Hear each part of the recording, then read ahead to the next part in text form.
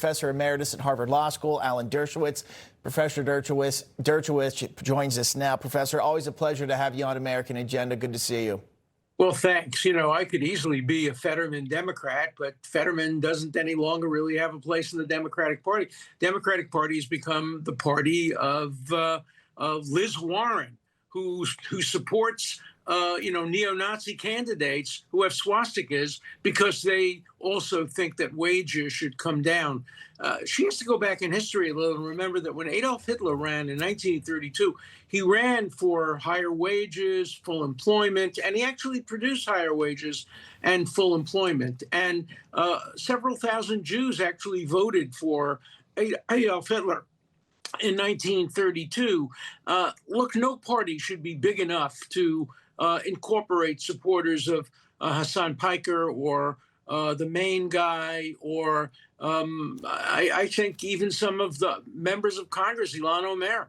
They are neo-Nazis. They are fascists. They are anti-Semites. And I can't belong to a party or be associated with a party that has that kind of anti-American, anti-Semitic, anti-Jewish, anti-Christian values. I just can't belong to any such party. So I've been driven out of the Democratic Party. First, I was driven to be an independent, and then I decided, hey, that's a cop-out for me. I'm going to really help the Republicans retain control of the House, the Senate, and the presidency because they're better for America. Professor Dershowitz, you also said, that this radical left shift is bad for America and the free world, but also something you pointed out there about the very anti-Israel, anti-Semitic sentiments of the Democratic Party at this point and called them neo-Nazis. But then you have a lot of Democrats calling President Trump a Nazi. How do you square that?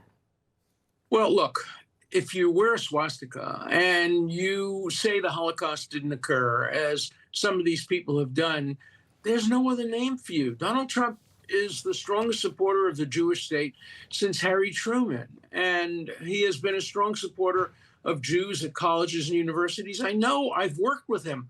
I worked with him on drafting the executive order prohibiting anti-Semitism and putting it on the same scale as anti-Black, anti-women. I know that Donald Trump is not anything close to what he's been called, but Tucker Carlson is. I mean, you can make that statement about Tucker Carlson.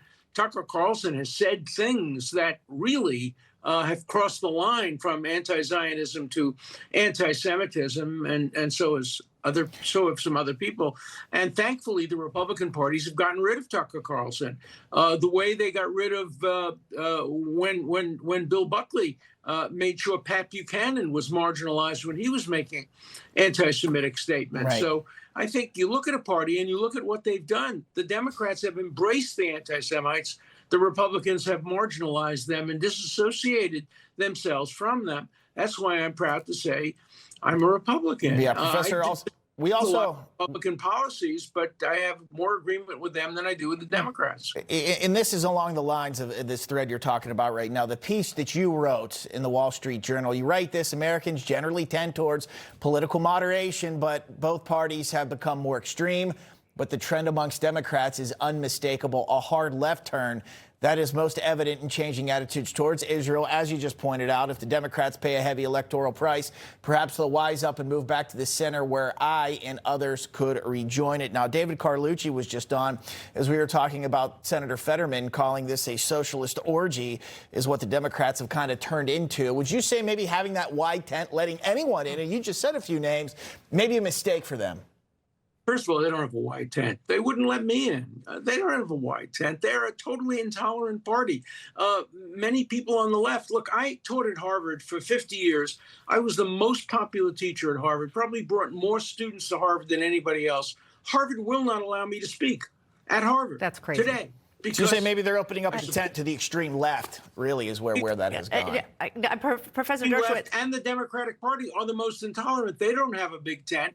They have a tiny, tiny, tiny tent. That's why they're so upset with Fetterman. They don't want him within the party. Right. They'd rather see him leave the party. Because he's not falling so in line. don't say you have a big tent when you are the most intolerant group in modern American history. Yeah, and I do have to say, Professor Dershowitz was the most popular professor at Harvard. I was there part of the time when you were there, and it was always a big buzz to be able to listen to you speak, Professor Dershowitz. So we appreciate having you on the show as well.